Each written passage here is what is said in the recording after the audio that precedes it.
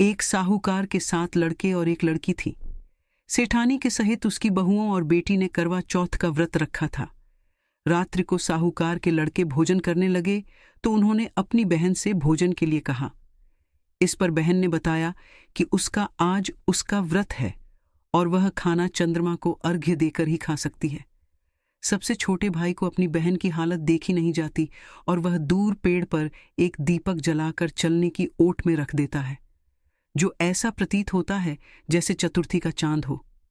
बहन ने अपनी भाभी से भी कहा कि चंद्रमा निकल आया है, व्रत खोल लें, लेकिन भाभियों ने उसकी बात नहीं मानी और व्रत नहीं खोला।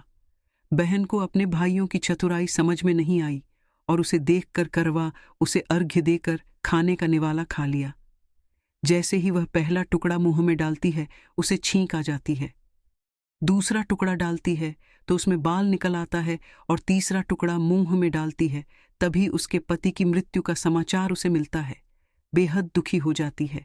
उसकी भाभी सच्चाई बताती है कि उसके साथ ऐसा क्यों हुआ। व्रत गलत तरीके से टूटने के कारण देवता उससे नाराज हो गए हैं। इस पर करवा निश्चय करती है कि वह अपने पति का अंतिम संस्कार नहीं करेगी और अपने सतीत्व से उन्हें पुनर्जीवन दिलाकर रहेगी। शोकातुर होकर वह अपने पति के शव को लेकर 1 वर्ष तक बैठी रही और उसके ऊपर उगने वाली घास को इकट्ठा करती रही। उसने पूरे साल की चतुर्थी को व्रत किया और अगले साल कार्तिक कृष्ण चतुर्थी फिर से आने पर उसने पूरे विधि विधान से करवा चौथ व्रत किया।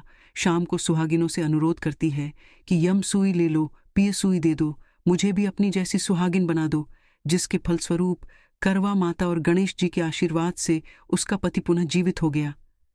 जैसे गणपति और करवा माता ने उसकी सुनी, वैसे सभी की सुने, सभी का सुहाग अमर हो।